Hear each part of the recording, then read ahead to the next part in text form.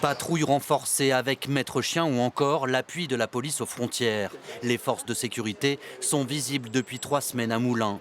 Objectif, selon la formule du ministère de l'Intérieur, restaurer la sécurité au quotidien des habitants dans un quartier gangréné par le trafic de stupéfiants. Quand on met le paquet, forcément, on maîtrise le territoire. Mais c'est vrai que dès que les policiers sont partis, ça reprend. Il ne faut pas lâcher le terrain.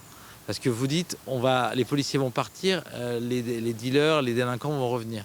Eh bien, s'ils reviennent, on sera là le lendemain, le surlendemain, et on sera toujours là. Parce qu'à la fin du jour, faire société ensemble, c'est respecter la loi, qui, une fois de plus, est la même pour tous. À Moulins, les riverains cohabitent quotidiennement avec consommateurs et dealers de crack notamment. Voir plus de présence policière ne les rassure pas forcément davantage. Ça sert à rien, quoi, c'est tout. C'est juste pour endiguer, pour essayer de freiner le trafic. Mais moi, j'ai pas vu de frein, j'ai pas vu que le trafic s'est freiné. Au contraire, il s'est même empiré. À 2 pas du parc pour enfants, des centaines de pochons de drogue et autres accessoires jonchent le sol. Un toxicomane vient à notre rencontre. Selon lui, ces opérations de police ne régleront pas le problème.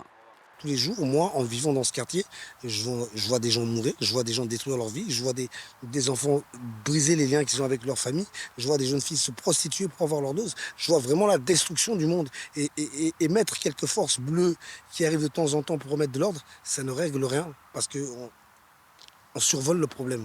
Contre le trafic de stupéfiants, la justice appelle les habitants de ces quartiers à témoigner anonymement des nuisances qu'ils subissent. Il ne faut pas qu'il y ait d'entrave à la circulation dans les cages d'immeubles. Il ne faut pas que des personnes soient intimidées. Il ne faut pas que des personnes soient menacées. Il ne faut pas non plus qu'elles servent d'appartement nourrice.